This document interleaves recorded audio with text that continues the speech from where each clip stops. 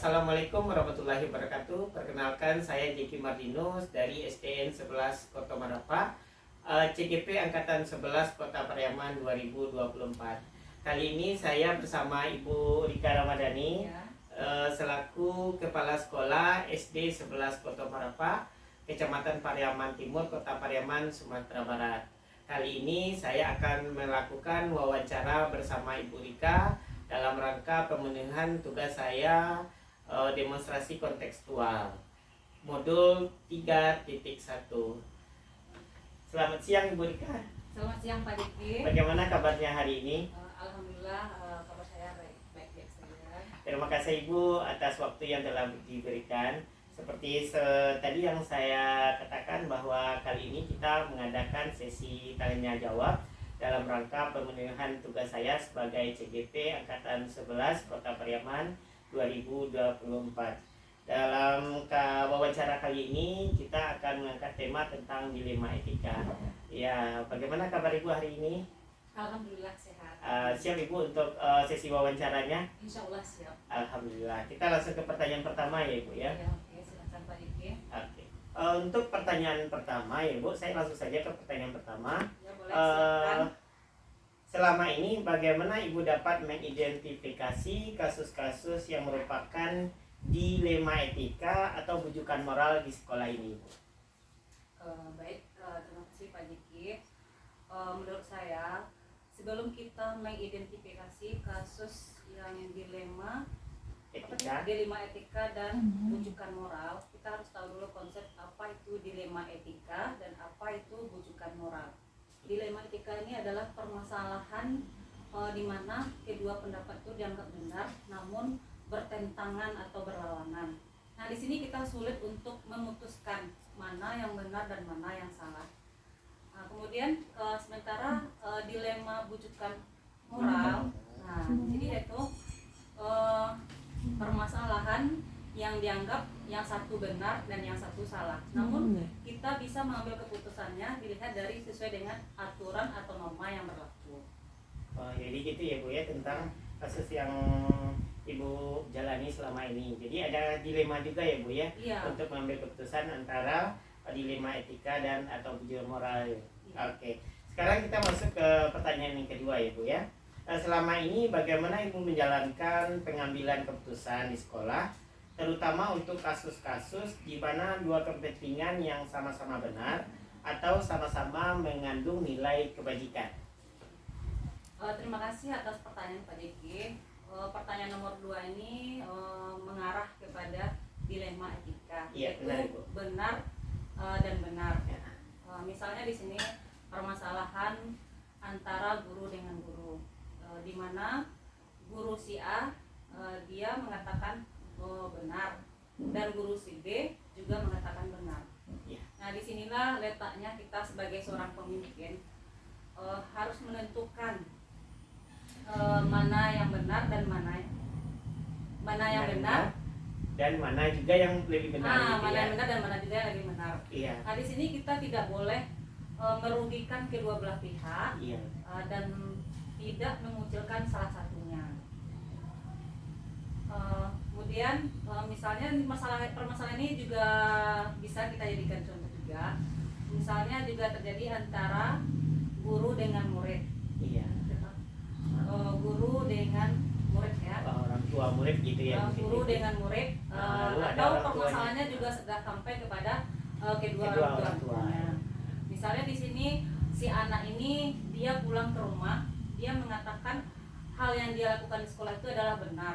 Iya. Kemudian si orang tua dia juga membenarkan apa yang dikatakan oleh anaknya. Anaknya benar. Nah, esoknya mungkin orang tua ini dia datang ke sekolah menemui guru kelasnya tersebut. Nah, di sini kita harus mempertemukan kedua orang tua ini dengan guru. Nah, guru ini berpendapat apa yang telah dia lakukan adalah benar. Nah, di sini kita cari dulu akar permasalahan apa yang terjadi atau apa yang dilakukan oleh anak ini di dalam kelas. Nah, jadi gitu ya Bu ya. Berarti untuk kasus guru dengan guru jangan ada yang dirugikan ya Bu ya. Jika begitu dengan kasus dengan anak murid, ya jangan ada dirugikan, anak yang benar ini juga dibenarkan juga ya Bu ya. Jadi pengambilan putusannya cukup rumit ya Ibu. Iya, memang rumit. Kita harus cari dulu yang mana yang lebih benarnya. Keduanya mungkin saja betul saja sama-sama benar kan, tapi kita harus cari dulu yang mana yang lebih benarnya. Oke, terima kasih Ibu. Sekarang untuk pertanyaan yang ketiga, langkah-langkah atau prosedur seperti apa yang biasa Ibu lakukan selama ini? Terima kasih atas pertanyaan yang ketiga ini. Menurut saya selama ini jika terjadi permasalahan di sekolah, biasanya saya memanggil orang tersebut secara pribadi, misalnya dalam ruangan khusus atau ruangan kepala sekolah. Saya tanya dulu permasalahan apa yang terjadi. Kemudian langkah-langkah yang biasanya saya lakukan selama ini, menelusuri dulu penyebab permasalahannya. Mungkin bisa dipanggil secara pribadi, bukan mempertemukan secara langsung kedua belah pihak. Nah, kita panggil dulu satu persatu. Mungkin hari ini si A kita panggil, kita tanyakan dulu apa permasalahan yang terjadi.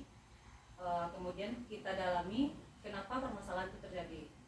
Jika kita panggil keduanya, kita pertemukan, mungkin saja terjadi emosi yang berlebihan, maka akan terjadi kericuhan pada saat itu juga. Nah, salah satu caranya tadi kita panggil aja satu persatu. Kita tanya pendapat masing-masing orang tadi. Misalnya masalah guru yang tadi ya, kita tanya permasalahannya apa, kemudian pada guru yang ini kita tanya juga permasalahannya seperti apa. Nah, di situ setelah kita panggil yang keduanya, maka kita pikir di mana akar permasalahan ini. Setelah kita pikir, kita dalami, maka kita akan tahu di mana sumber akar permasalahan ini. Jadi seperti itu ya Bu ya. Jadi secara tidak langsung kita melakukan komunikasi dari hati ke hati gitu ya Bu ya. Jadi keduanya bisa memberikan solusi yang terbaik. Sama seperti berbicara empat mata ya, face to face gitu ya Bu ya. Oke, kita lanjut ke berikutnya ya Bu ya. Hal-hal apa saja yang selama ini Ibu anggap efektif dalam pengambilan keputusan pada kasus-kasus dilema etika? Terima kasih pertanyaan Pak Yeki. Hal yang paling efektif adalah seperti tadi ya, kita memanggil mereka satu persatu tanpa kita langsung memutuskan ini benar dan itu benar. Nah, ini benar, kita dengarkan dulu apa inti permasalahannya. Nah, dalam mengambil keputusan ini kita harus memanggil keduanya. Jadi kita beranggapan pendapat ini benar dan pendapat ini benar. Nah, jika kedua pendapat ini benar, kita anggap ini keputusan yang kita putuskan untuk bersama demi kebaikan kita bersama. Jadi prosesnya dipanggil keduanya dulu ya Bu ya. Saat mengambil keputusan. Saat pengambilan keputusan. Jadi oke, jadi tidak ada yang merasa dirugikan gitu ya Bu ya. Tidak ada yang merasa dirugikan. Jadi yang kedua pendapat ini adalah benar. Demi kebaikan kita bersama juga. Oke, mantap Ibu, luar biasa. Nah, untuk pertanyaan berikutnya Ibu, hal-hal apa saja yang selama ini merupakan tantangan dalam pengambilan keputusan pada kasus-kasus dilema etika? Terima kasih Pak Jeki. Menurut saya ini adalah tantangan yang sangat besar menurut saya, di mana kita memutuskan yang satu benar, yang ini juga benar. Artinya di sini benar lawan benar. Ini sangat sulit sekali ya. Karena pendapat orang tuh pasti berbeda-beda. Dimana mungkin yang si A ini berpikir ini benar, yang si B ini juga benar. Nah, ketika kedua pendapat ini kita satukan, maka kita pikirkan benar nak yang ini rasanya ya, yang menurut si A ini benar, menurut B ini benar. Setelah kita pikirkan, maka kita putuskan, kita cari jalan tengahnya, bahwa pendapat si A tidak kita rugikan, pendapat si B tidak kita rugikan. Nah, kita putuskan pendapatnya secara bersama-sama demi kebaikan kita bersama juga. Jadi banyak tantangan ya Ibu Iya, ya, banyak tantangan. agar kedua belah pihak sama-sama merasa puas Iya. gitu ya. Alhamdulillah.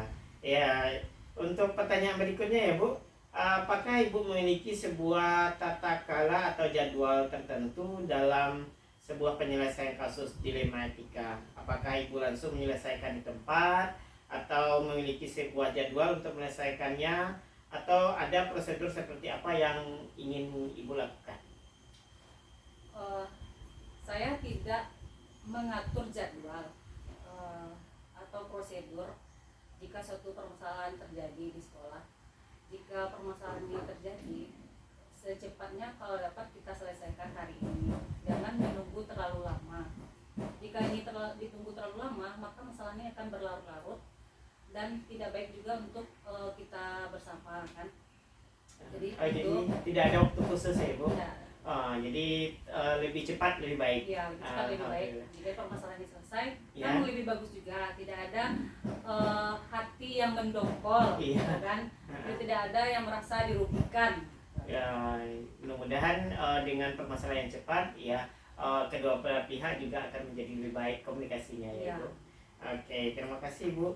Lalu untuk pertanyaan berikutnya, adakah seseorang atau faktor apa yang selama ini mempermudah atau membantu Ibu dalam pengambilan keputusan dalam kasus-kasus dilema etika? Secara personal sebagai pemimpin tidak bisa memutuskan secara sendiri atau sebelah pihak ya Pak ya. Kita membutuhkan pendapat orang lain dalam memutuskan solusi permasalahan yang terjadi di sekolah kita ini. Tentu kita tidak bisa mengambil keputusan kita sendiri. Belum tentu keputusan yang kita buat ini adalah benar. Iya. Belum tentu juga baik untuk orang lain. Iya, Bisa jadi keputusan yang kita buat ini adalah untuk diri kita sendiri, belum tentu baik untuk orang lain kan. Jadi solusinya menurut saya sih dikomunikasikan secara bersama-sama. Jadi intinya komunikasi ya Bu ya. Komunikasi dengan semua teman-teman, pihak yang terlibat ya, gitu ya. baik itu guru, siswa atau orang tua. Orang tua. Iya, oke, luar biasa sekali Ibu. Oke, untuk yang pertanyaan terakhir ini Ibu, dari semua hal yang telah disampaikan, pembelajaran apa yang Ibu dapat petik dari pengalaman Ibu dalam pengambilan keputusan dilema etika selama ini? Pendapat saya ya, Iya. tentang permasalahan dilema etika selama ini yang saya temui ya, menurut saya sih permasalahan yang terjadi itu tidak bisa kita putuskan sendiri.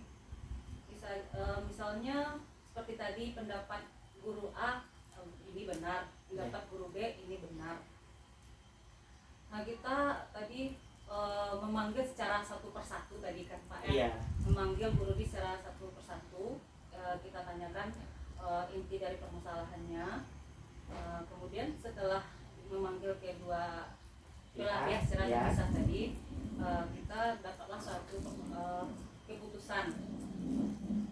Nah keputusan yang kita dapat ini tidak merugikan kedua belah pihak ini ya, tanpa mengucilkan orang lain. Tantangannya sih tadi itu sulit juga.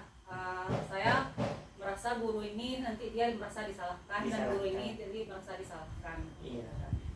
Ya, Jadi itu saja. cukup berat ya Ibu ya. Cukup berat sebagai Iya. pemimpin ya Pak ya. Iya, sebagai pemimpin. Ya, mudah-mudahan ke depannya bisa lebih baik ya Ibu ya.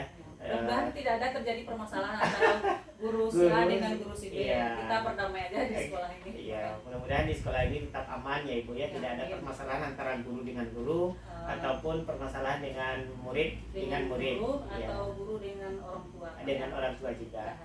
Oke, demikianlah Ibu untuk sesi wawancara kita hari ini tentang dilema etika dalam pemenuhan tugas saya sebagai CGP Angkatan 11 Kota Pariaman.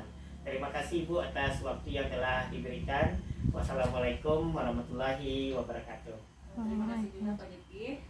Jika ada kata-kata yang salah nanti ya kan, Iya. jangan dimasukkan dalam hati atau pendapat saya yang kurang etis ya Pak ya. Iya, terima kasih banyak Ibu. Ya,